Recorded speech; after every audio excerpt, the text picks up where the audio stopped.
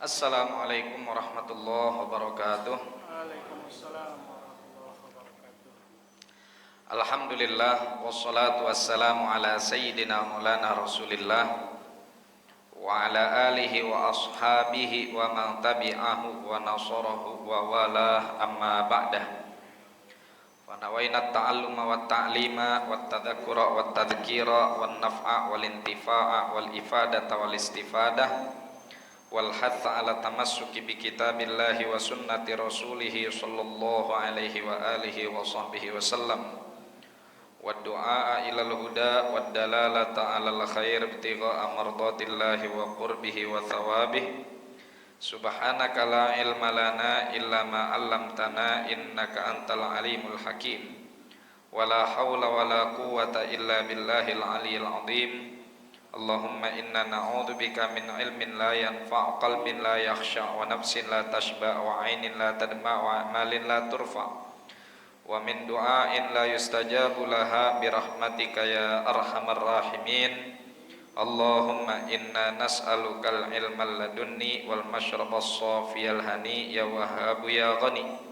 Allahumma la sahla illa ma ja'altahu sahla wa anta taj'alul hazana idza syi'ta sahla. Allahumma sahhil lana hifdzal ulum wa hab lana wasi'atil fuhum bijahi nabiyikal ma'sum. Jamaah kaum muslimin wal muslimat rahimakumullah, alhamdulillah kita kembali dapat melanjutkan mudzakarah kita pada kitab Wasailul Wusuli ila Syamailir Rasul yang dituliskan oleh Al-Imam Yusuf An-Nabhani rahimahullahu taala wa nafa'ana bih. Pada pertemuan yang lalu kita telah membaca sebagian tentang riwayat yang menceritakan tentang nama-nama Nabi Muhammad sallallahu alaihi wasallam sampai pada kalimat wal malahimu hiyal hurubu. Faqala al-musannif rahimahullahu ta'ala wa nafa'ana bih wa bi ulumihi wa bi ulumi sa'iris salihin wa radiyallahu anhum wa anna bihim ila anggal. Wa ma'nal muqaffi ay al-muttabi'u man qablahu minar rusuli wa kana akhirahum wa khatimahum. Yang dimaksud dari muqaffi, Nabi kan namanya ada Nabiyur Rahmah, Nabiyut Taubah, kemudian beliau wa anal muqaffi, dan saya adalah al-muqaffi. Apa arti dari al-muqaffi? Arti dari al-muqaffi adalah al-muttabi'u man qablahu minar rusul. Sosok yang diikuti oleh rasul-rasul sebelumnya. Wa kana akhirahum wa khatimahum. Padahal Nabi Shallallahu Alaihi Wasallam adalah Nabi terakhir dan Nabi penutup. Bagaimana bisa Nabi terakhir, Nabi penutup, tapi diikutin sama Nabi-Nabi yang sebelumnya? Di mana-mana yang datang belakangan ngikutin yang duluan. Imam di depan apa di belakang? Di depan. Kalau yang di belakang bukan imam, namanya tukang beca. Namanya tukang beca, ya. Imam di depan. Nah, ini bagaimana bisa Nabi Shallallahu Alaihi Wasallam datang paling belakangan, tapi justru diikuti oleh nabi-nabi sebelumnya. Walhasil, Nabi Shallallahu Alaihi Wasallam ini secara nubuwah sudah terlebih dahulu menjadi nabi, bahkan sebelum ruhnya masuk ke dalam jasadnya. Jadi sebelum Nabi terlahir ke alam dunia dan bertemu malaikat Jibril di Gua Hiro, itu sudah jadi nabi. Di dalam hadis disebutkan Rasulullah bilang wa ana nabiyun wa inna adama lamun jadilun fitinatih. Saya sudah jadi nabi, padahal Adam aja kalau bahasa kitanya masih adonan. Ya. Proses penciptaan Nabi Adam artinya bahan baku tanah itu yang dijadikan bahan baku oleh Allah Subhanahu wa taala untuk menciptakan Nabi Adam, itu belum berbentuk Nabi Adam, tapi Nabi Muhammad Shallallahu Alaihi Wasallam sudah menjadi Nabi. Sedangkan nabi-nabi dari Nabi Adam alaihissalam, ya, sampai Nabi Isa alaihissalam, itu semuanya menjadi nabi dan menjadi rasul setelah Nabi Muhammad Shallallahu Alaihi Wasallam. Ini yang pertama. Yang kedua, pada saat peristiwa Isra wal Mi'raj, Nabi kita Muhammad Shallallahu Alaihi Wasallam itu kan mampir di Baitul Maqdis tuh. Mudah-mudahan Allah segera kembalikan ke pangkuan kaum muslimin. Cuman catatannya kaum musliminnya jangan berperilaku kayak orang Yahudi. Iya, kita teriak-teriak perjuangan Palestina, perjuangan Masjidil Aqsa, kelakuan kita masih kayak Yahudi. Wal'iyadu billah. Nabi mampir ke Masjidil Aqsa, sholat di situ berjamaah. Makmumnya siapa? Para nabi dan para rasul. Ya. Fahuwa wa inja al-akhirah muqaddam. Meskipun Nabi Shallallahu Alaihi Wasallam datangnya belakangan, tapi beliau muqaddam, yang diutamakan, yang didahulukan. Ini yang kedua. Yang ketiga, Nabi Shallallahu Alaihi Wasallam pernah bilang begini, laukana Musa hayyan ma wasi'ahu illa tibai. Kalau seandainya Musa masih hidup, dia kagak punya pilihan lain, Bu, kecuali ngikutin Nabi Muhammad Shallallahu Alaihi Wasallam. Jadi kalau Nabi Musa sekarang nih masih hidup nih, ya sholatnya sama 5 waktu kayak kita. Ya. Zuhur 4 rakaat, asar 4 rakaat, maghrib 3 rakaat, isya 4 rakaat, subuh 2 rakaat. Nikahnya juga sama, nggak boleh lebih dari 4. Nggak boleh lebih dari 4. Jika mampu. Kalau nggak mampu jangan belagu-lagu. Kalau nggak mampu jangan belagu-lagu. Soal ada nggak amalannya biar mampu? Nah gitu dong nanyanya. Ada nggak amalannya biar mampu? Ada. Udah kasih tahu nggak?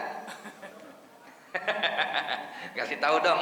Aduh, Bapak umur udah mau 60 masih mau aja. Kasihlah kita kesempatan yang muda-muda. Aduh, jangan diambil orang tua semua. Ya. Ada biar mampu amalannya. Surah Yasin tuh diwiridin 1 ayat doang. Wa ja'alna min baini aydihim saddan wa min khalfihim saddan fa'aghshaynahum fahum la yubsirun.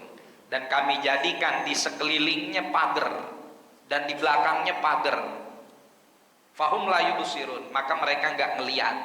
Jadi kalau Bapak ngamalin ini poligami enggak ketahuan sama bini. Karena udah dibentengi. Ya, tapi ada syaratnya ngamalinnya. Lah iyalah. Ada syaratnya, apa juga ada syaratnya. Ngewiridinnya itu harus sanggup dari beduk isya sampai beduk subuh. Jangan berhenti dan harus dibaca malam takbiran di dalam beduk.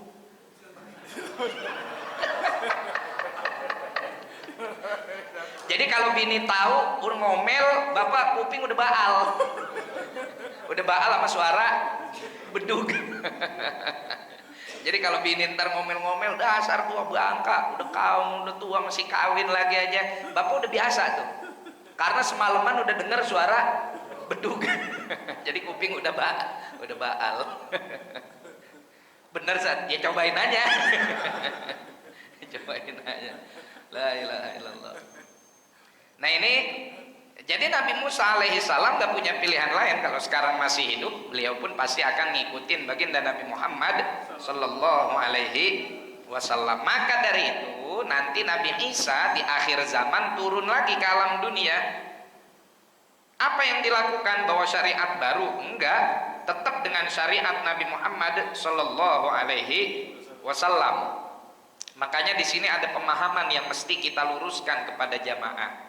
Ya, jadi ada ungkapan begini dari para masyayikh kita, dari para guru-guru kita, nanti kalau Nabi Isa turun tetap yang dipelajarin itu kitab Risalah Jami'ah, kitab Safinatun Najah.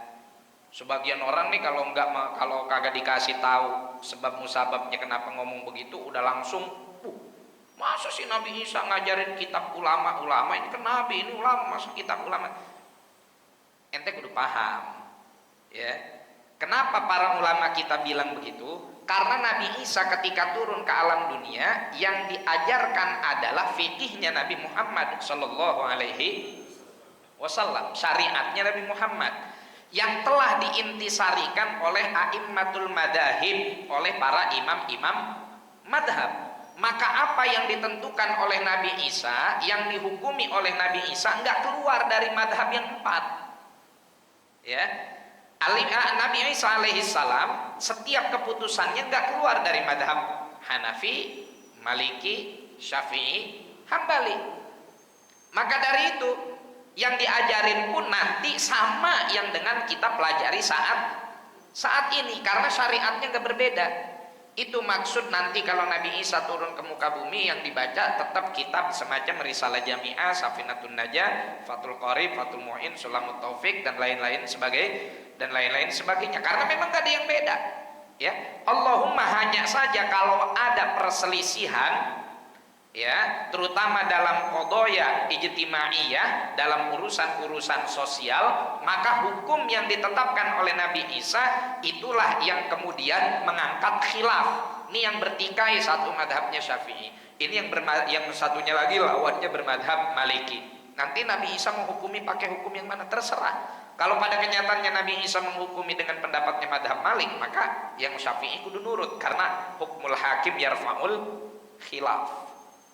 Ketentuan hakim itu mengangkat yang namanya khilaf. Udah nggak boleh lagi ada khilaf, kudu tunduk, kudu nurut sama qadaul qadi. Nah ini. Kemudian yang terakhir, dalil Nabi disebut sebagai muqaffi yang diikuti oleh nabi-nabi dan rasul-rasul sebelumnya, itu seperti yang sering kita sampaikan, hadis yang bercerita tentang bagaimana nanti di akhir zaman atau di hari kiamat nanti semuanya nggak bakalan bisa ngasih syafaat kecuali setelah Allah berikan kunci syafaat kepada Nabi Muhammad sallallahu alaihi wasallam. Kita datang ke Nabi Adam bilang masing-masing. Kita datang ke Nabi Idris bilang masing-masing. Kita datang ke Nabi Nuh bilang masing-masing. Maka kata Nabi SAW, wa Adam faman dunahu tahta liwa'i.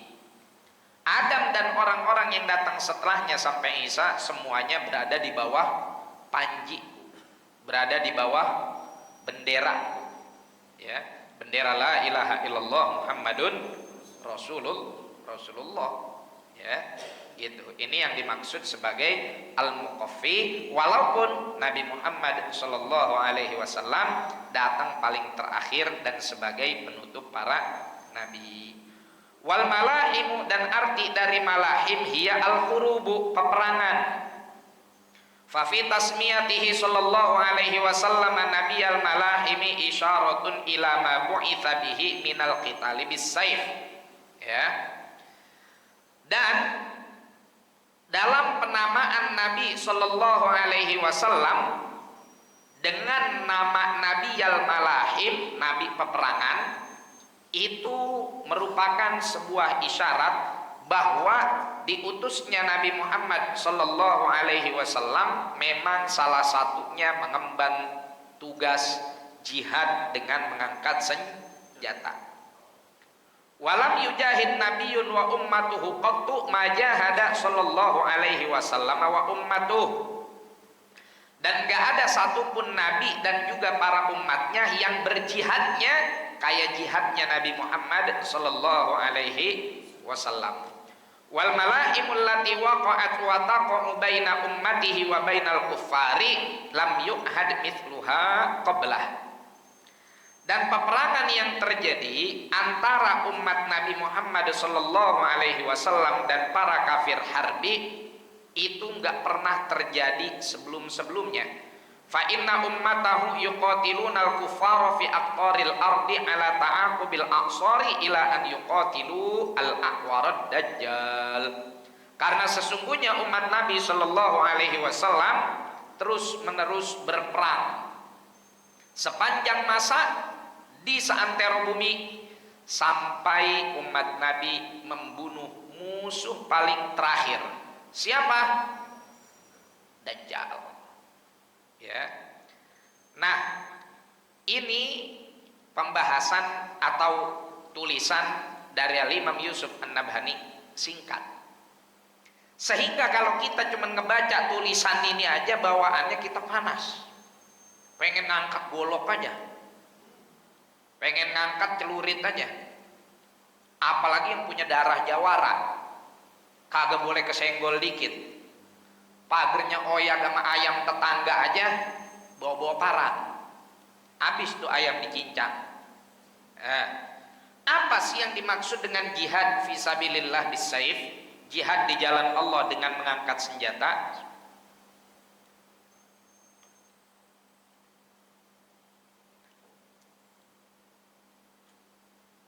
Yang pertama kita harus faham dulu masyru'iyatul jihad, disyariatkannya jihad. Jihad mengangkat senjata itu satu dilakukan saat ada kafir harbi memerangi kita dengan senjata. Ya, ada kafir harbi. Yang disebut kafir harbi adalah kafir yang memerangi.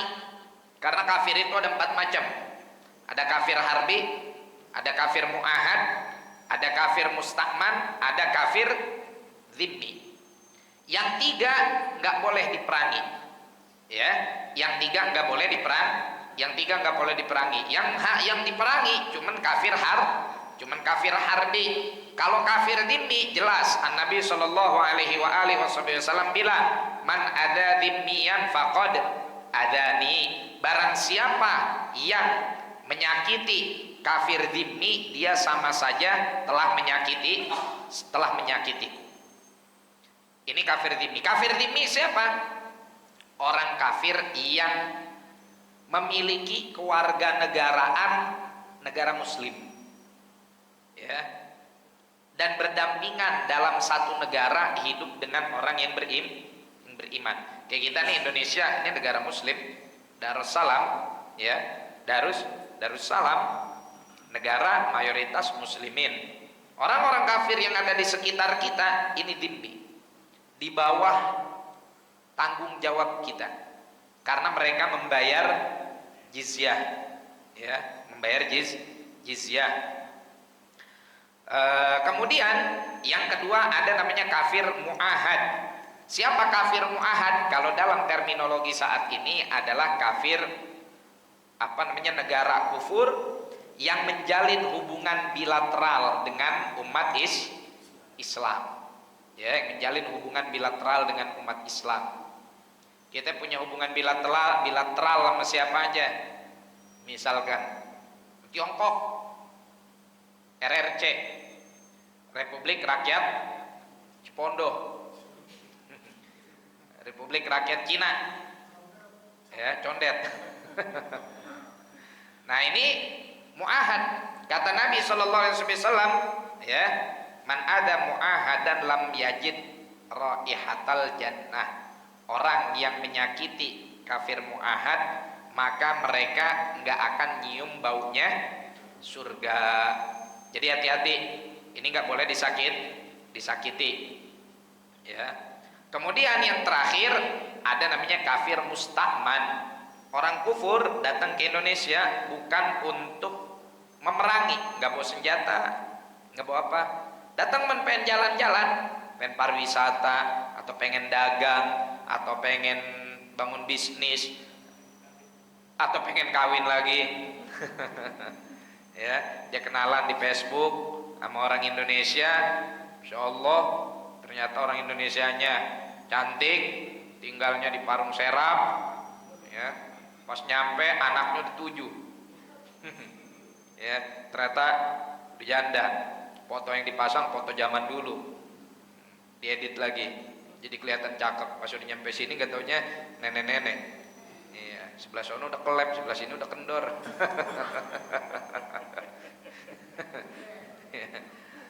udah kebanyakan petotnya. Ya, zaman sekarang makan foto bisa dibagusin. Jangan kata dibagusin, foto diem aja bisa jadi bergerak, bisa jadi ngomong. Apalagi kalau hanya sekedar menghilangkan keriput. Makanya zaman sekarang kayaknya udah sulit itu. Kalau ta'aruf hanya sekedar modal foto, bahaya. Apalagi ada filter. Lah nenek-nenek umur 65 tahun jadi kayak perawan 19 tahun gara-gara filter. Ya begitu dideketin, ya Allah, uli udah 2 minggu ini mah. Udah kebanyakan jamurnya. Udah dikeset lagi, digoreng pakai gula baru enak. Ya. Nah ini namanya musta'man. Musta'man itu kata Allah, wa in ahadun minal musyrikin astajaraka fa'ajirhu hatta yasma'a kalamallahi thumma ablighu ma'manah. Ya. Dzalika bi annahum qaumun la ya'lamun. Kalau ada salah satu dari orang musyrik yang ngambil yang mengupahmu, ya, untuk meminta perlindungan, maka yang meminta perlindungan kepadamu, ya, istajar meminta perlindungan kepadamu, bukan istajar minta perlindungan kepadamu, fa'ajirhu, maka lindungi dia, hatta yasma'a kalam Allah, sampai dia mendengar firman Allah, thumma ablighu ma'manah, kemudian antrin dia sampai ke tempat dia aman. Artinya dia datang ke sini, kita lindungi. Dan alhamdulillah di negara kita menerapkan ayat ini, hatta yasma'a kalam Allah, sampai mereka mendengar firman Allah. Sebetulnya orang-orang non muslim, yang orang-orang kafir yang datang dari Eropa, dari Cina, dari Korea, datang ke Indonesia, seminimal-minimalnya mereka dengar suara adzan, ya, seminimal-minimalnya dengar suara adzan, itu sudah sudah memperdengarkan kalamullah. Belum lagi suara-suara qori yang ada di masjid-masjid, nanya mereka. Belum lagi bapak-bapak yang ganteng-ganteng yang berangkat sholat Jumat, ya, mereka ngelihat tuh, ya, dengan begitu mereka tersampaikan kepadanya hidayah, atau tersampaikan kepadanya dakwah, bukan hidayah, dakwah Islamiyah. Makanya seharusnya ya kita lah, sebetulnya kalau kita pengen berdakwah nggak mesti jauh-jauh harus ke Jerman, harus ke Italia, harus ke Eropa. Coba aja kita terapin ajaran dan aturan agama Allah di bumi pertiwi di Indonesia. Terus mereka datang ke sini ngelihat umat Islam baik-baik, ramah-ramah, rajin ibadah. Berapa orang yang masuk Islam gara-gara ngelihat, nih kok kayaknya saya ngelihat orang di Indonesia nih tenang-tenang kali hidupnya, ya, wajahnya berseri-seri, pakai bajunya rapi-rapi. Setiap kali itu banyak tuh bule-bule yang masuk Islam memperhatikan, dia masuk Islam itu karena tergoda dengan perilaku umat Islam yang mereka menghadap Tuhannya, menghadap Allah sehari 5 kali. Sehari 5 kali. Ya. Ditanya sama mereka, beberapa melakukan testimoni, ya. Dari cerita guru-guru kita, beberapa melakukan testimoni, kenapa ente masuk Islam? Saya masuk Islam ini tergoda dengan hubungan spiritual yang dibangun oleh umat Islam kepada Tuhannya. Karena mereka itu sangat merindukan Tuhannya, sampai-sampai sehari 5 kali mereka harus, paling tidak dalam doanya itu mereka berterima kasih kepada Tuhannya yang sudah memberikan nikmat. Kalau kita ini dulu diberi nikmat tiap hari, tapi terima kasih sama Tuhan cuma seminggu sekali, hari Minggu, itu juga kalau pulang jogging ke kesiangan katanya. Ya. Dan itu yang membuat mereka tertarik, sehingga kalau kita menampilkan wajah Islam yang sesungguhnya yang diajarkan oleh Nabi Muhammad Sallallahu Alaihi Wasallam, bukan satu hal yang mustahil, mereka akan tersanjung, tertarik dengan agama Nabi Muhammad Sallallahu Alaihi Wasallam. Ya. Nah, adapun kafir harbi, nah inilah mereka yang harus diperangi.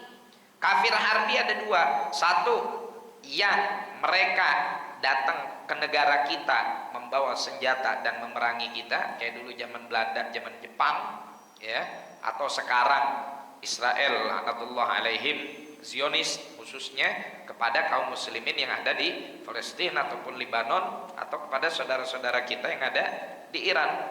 Itu kafir harbi, itu baru tuh, yaitu kafir harbi. Sedangkan kewajiban melawan mereka menjadi fardu ain bagi daerah yang diserang, dan menjadi fardu kifayah bagi negara muslim tetangga yang melebihi masafatul qasr, melebihi jarak di mana kita diperbolehkan sholat qasar, ya. Dan kita alhamdulillah dengan adanya tentara perdamaian dari Indonesia yang muslimin yang berangkat ke sana, itu sudah menggugurkan fardu kifayah gitu. Tapi kalau Bapak mau ikut serta yang menjadi fardu kifayah, silakan. Itu yang betul-betul terjadi melawan kafir harbi, yaitu bukan kemudian ngebom masjid, ngebom kaum muslimin, ya, hanya gara-gara berbeda madhab, hanya gara-gara berbeda pendapat. Itu namanya radikalisme, tasyadud, khawarij, ya.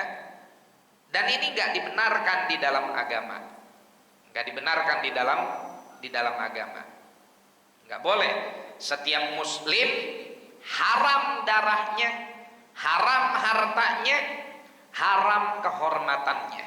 Dan ini pesan Nabi, termasuk pesan yang paling terakhir karena diucapkan dalam khutbah beliau pada haji wada, ya. Jadi hati-hati. Al-muslimu man salim al-muslimuna min lisanihi wa yadihi. Muslim yang hakiki adalah muslim lain merasa selamat dan nyaman dari ucapannya dan juga dari perbuatannya, ya. Kita nggak boleh membunuh sesama muslim illa bil haq, kecuali ada pembenaran dalam syariat untuk membunuh dia. Seperti misalkan dalam hal apa? Dalam hal kisos, ya. Itu pun eksekutornya nggak bisa sembarangan, harus daulah, harus negara. Nggak boleh serta-merta ada tetangga kampung kita yang zina, waliyadzubillah, zinanya zina muhson, terus kita pendem, kita timpukin. Bukan wewenang kita. Ini ranahnya adalah ranah hakim, ranahnya adalah ranah yang berwajib, nggak boleh diserahkan kepada sembarang orang. Sama kayak pencuri, ya, pencuri potong tangan, nisabnya dulu berapa yang dia curi, dan siapa yang berhak untuk mengeksekusi itu. Kalau kita ada pencuri terus kita gebugin sampai mati, semuanya nanggung dosanya tuh yang ikut gebugin tuh, ya. Hati-hati. Makanya disinilah diuji kesabaran kita. Iya, saya dongkol banget sama tuh maling, udah nyolong mulu. Terus kalau Anda gebugin dia sampai mati, apakah dengan itu Allah senang dengan perbuatan Anda? Dengan perbuatan kita? Enggak. Justru kita malah jadi dosa.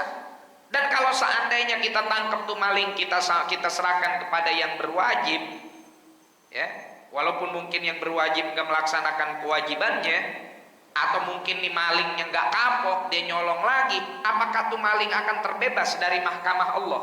Nggak akan. Jadi biarin, ya.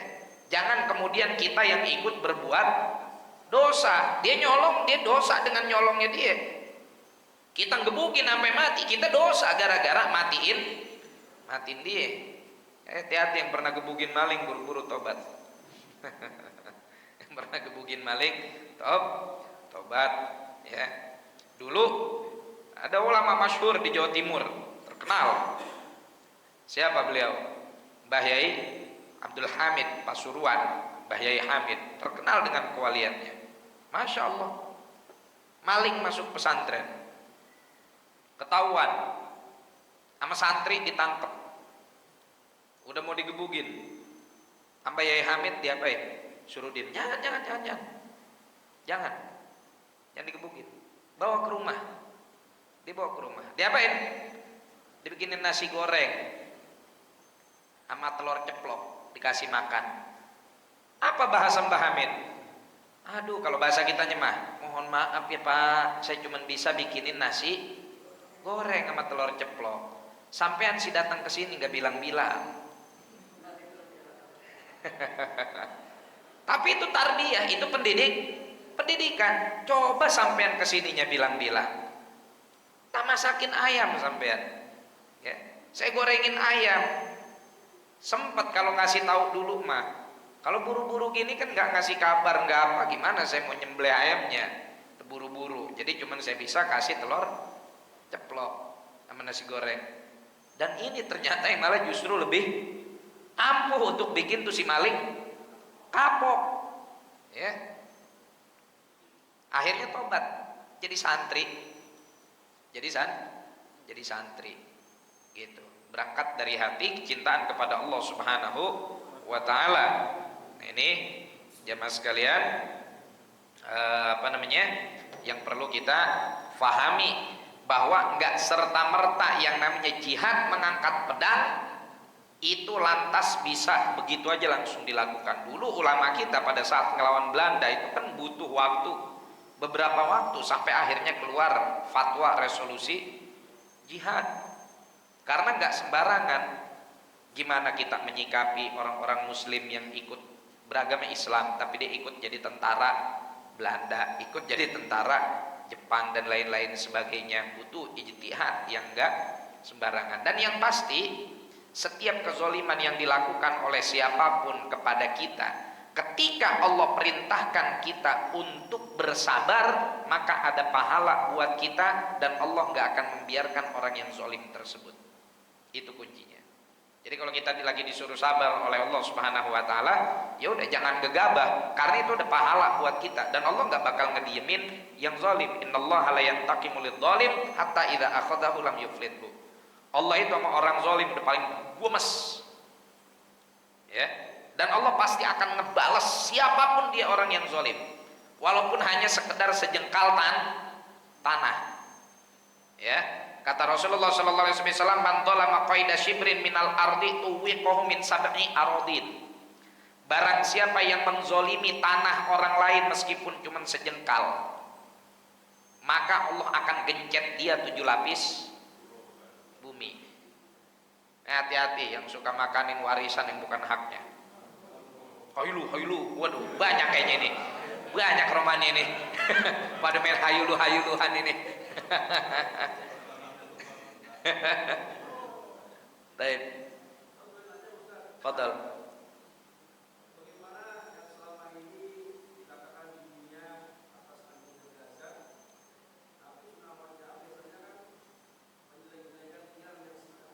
Oke.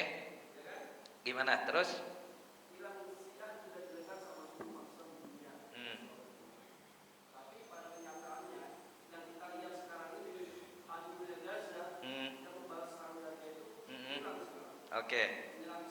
Oke.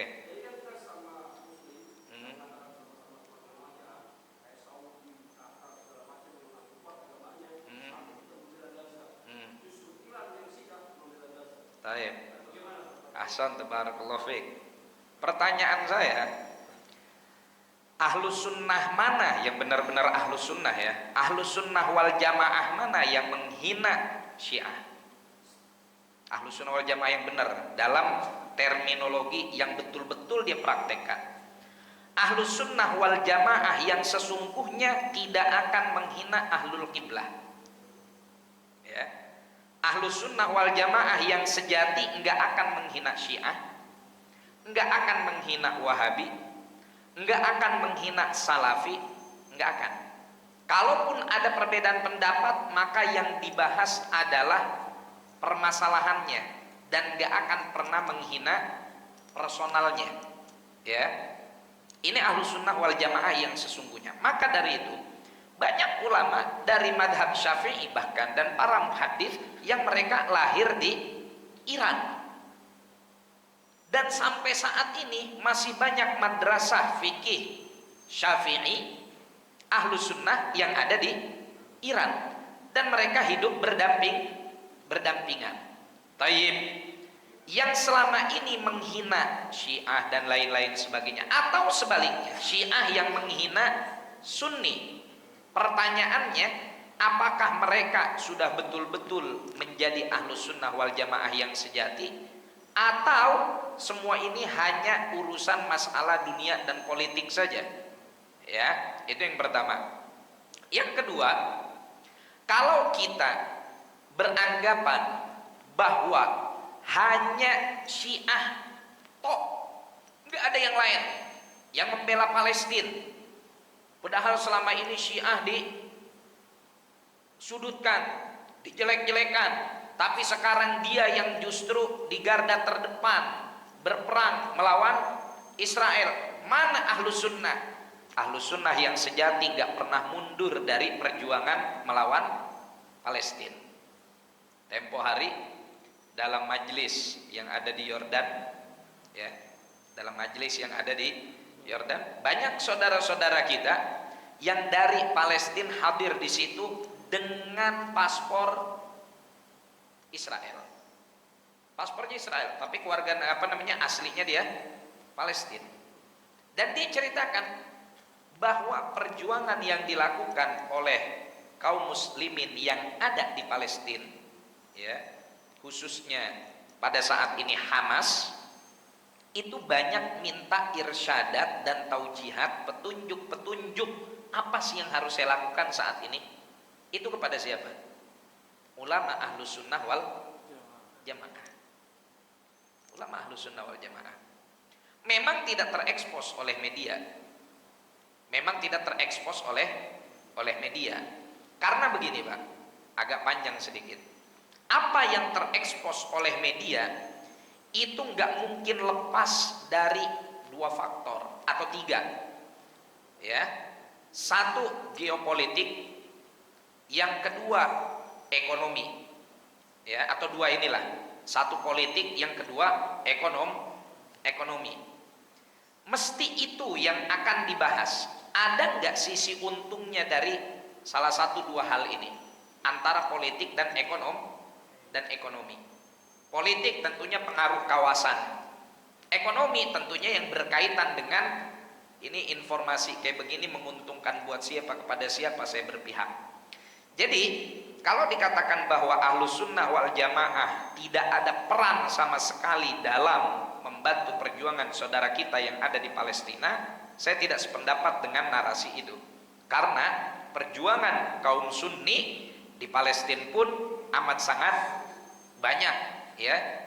Mungkin diantaranya hanya sekedar musyawar, jadi tempat permusyawarohan, tidak dengan senjata langsung. Kenapa? Karena itu tadi alasannya setidaknya sederhana. Dalam bab fikih saja, untuk yang jaraknya melebihi masafah qasar itu tidak wajib ain. Dan inilah yang dilakukan oleh Al-Imam Al-Ghazali pada saat beliau dikritik dulu. Imam Ghazali, ngapain ente ngumpet di menara Masjid Damaskus? Sedangkan umat Islam sedang diserang oleh pasukan Mongol. Mongol. Ya, Tartar, Genghis Khan. Turun dong ente perang, ente kan ahli fikih. Ente bahas bab jihad. Kenapa ente kalau bahasa Quraisynya mengendon di situ? Turun jihad. Tapi Al-Imam Ghazali nggak turun jihad ngangkat perang. Satu, karena jarak beliau jauh sehingga tidak menjadi fardu ain. Tapi apakah Imam Ghazali kemudian lantas lepas tangan untuk tidak berjihad? Enggak. Beliau yuhayyi, mempersiapkan tentara yang betul-betul kalau dibawa perang ini menang. Mana tentara yang betul-betul kalau dibawa perang menang? Bukan tentara yang jago latihan militer sehingga dia juara satu kalau lagi ngadu taktik antar negara. Tapi tentara militer yang jago dan bisa perang adalah tentara yang mengamalkan betul-betul isi kandungan Al-Quran dan hadis. Maka generasi setelahnya yang dipimpin oleh Salahuddin Al-Ayyubi itu mewajibkan setiap tentaranya untuk qiyamul lail dan membaca Ihya Ulumuddin karangan Al-Ghazali. Yang mana Imam Ghazali dituduh nggak ikut perang. Tapi nyatanya kitab Ihya-nya Al-Imamul Ghazali inilah yang kemudian menjadi apa?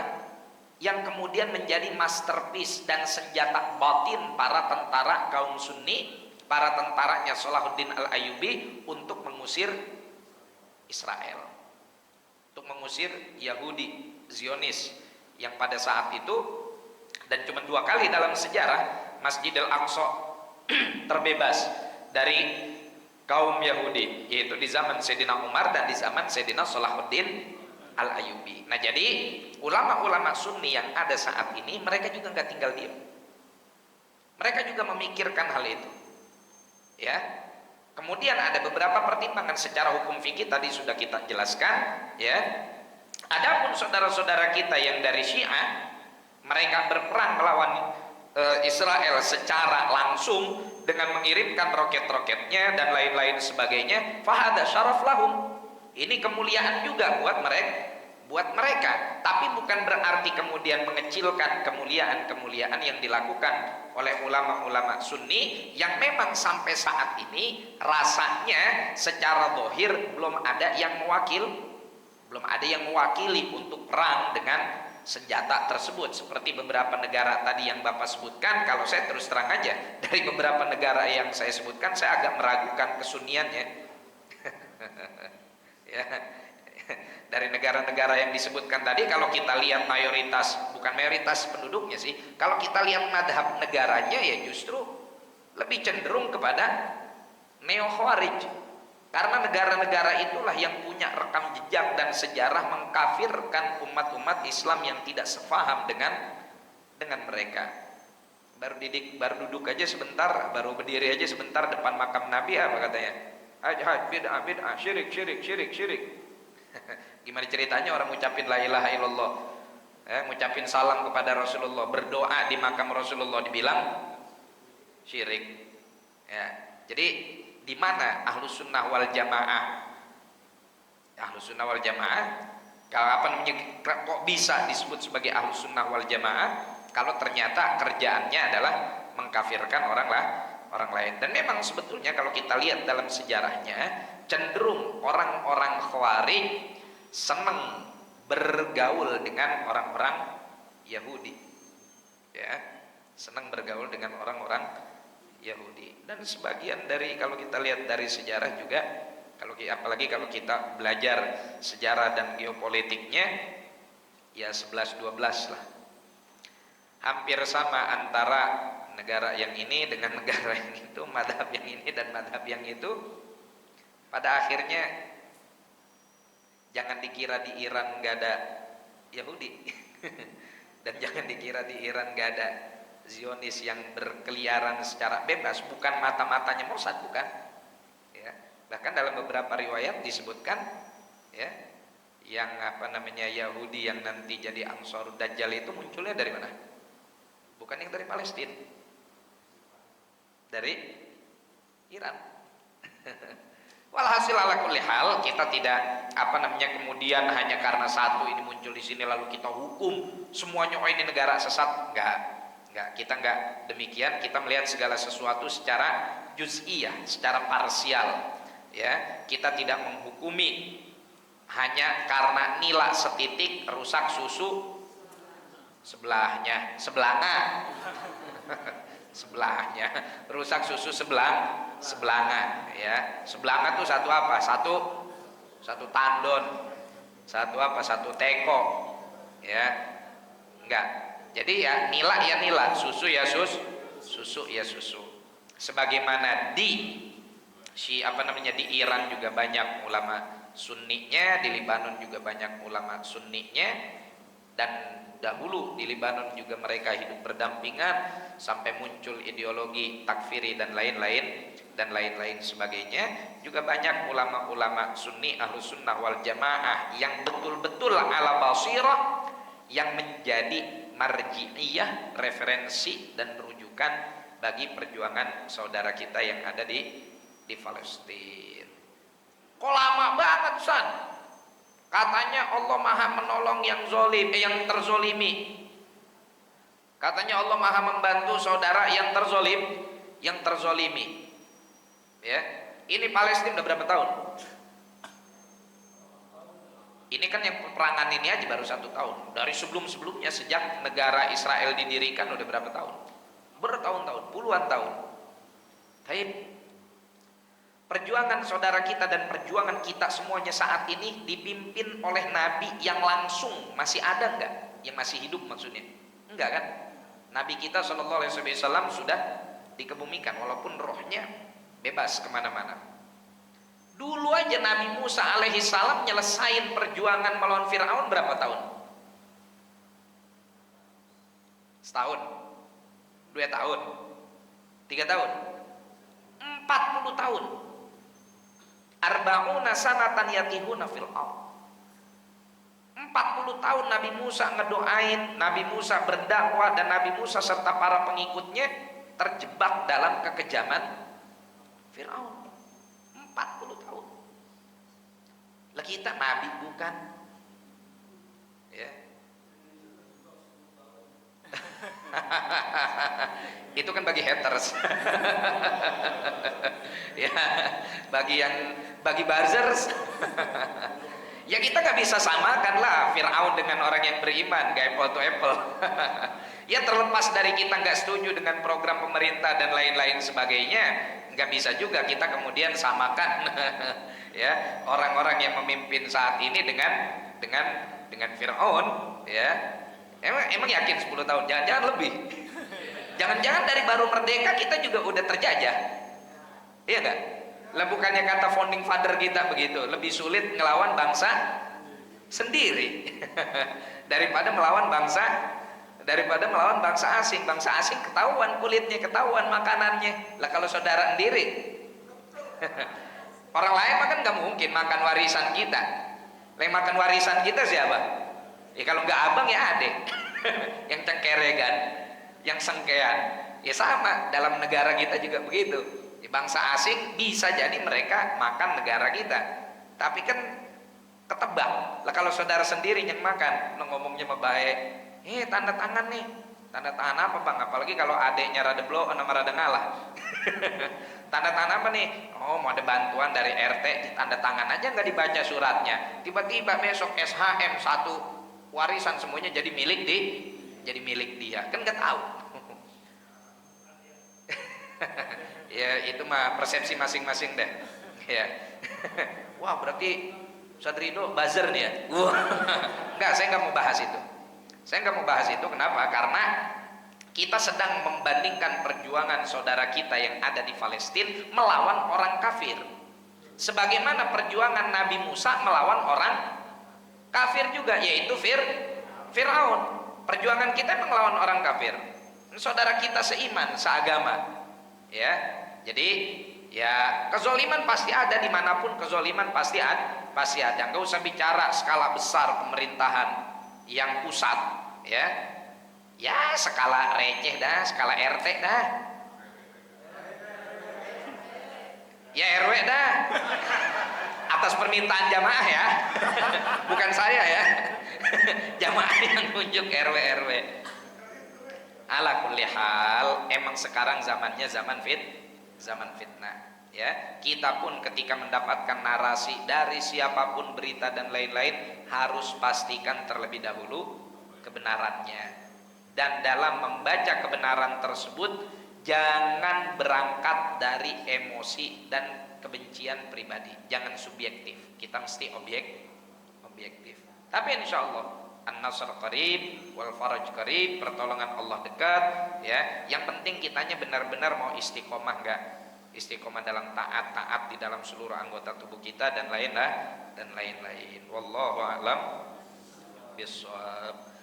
Al-Fatihah bil qabul wal iqbal wa salahi kullil ahwal hadrati sayyidina Rasulillah sallallahu alaihi wasallam maula Bilal badril mutalal anallahu ta'ala yaftahu alaina futuhal arifin wa rizquna kamal ikhlas wal yaqin wa yathabbit aqdamana ala qadamil habibil amin yaqdi lana jamil hajat wa yakfil lana jamil muhimmat yaghfir lana kullal dhunub wa yassir lana kullal uyub wa yakshif anna kullal kurub wa yamla bi barakati wa kathratil amwali kullal juyub wa yanshur hadhil barakat wal khairat ila jamil ummatil islamiyah ala hadhihi niyyah wa ala kulli niyatin salihah ila hadratin Nabi Muhammad sallallahu alaihi wa alihi wasallam bisirril Fatihah. A'udzu billahi minasyaitonir rajim. Bismillahirrahmanirrahim. Alhamdulillahirabbil alamin. Ar-Rahmanir Rahim Maliki yaumiddin Iyyaka na'budu wa iyyaka nasta'in Ihdinas siratal mustaqim siratal ladzina an'amta 'alaihim ghairil maghdubi 'alaihim waladdallin amin. Subhanakallahumma bihamdika asyhadu an la ilaha illa anta astaghfiruka wa atubu ilaik. Wal 'afwu minkum. Assalamualaikum warahmatullahi wabarakatuh. Waalaikumsalam warahmatullahi wabarakatuh.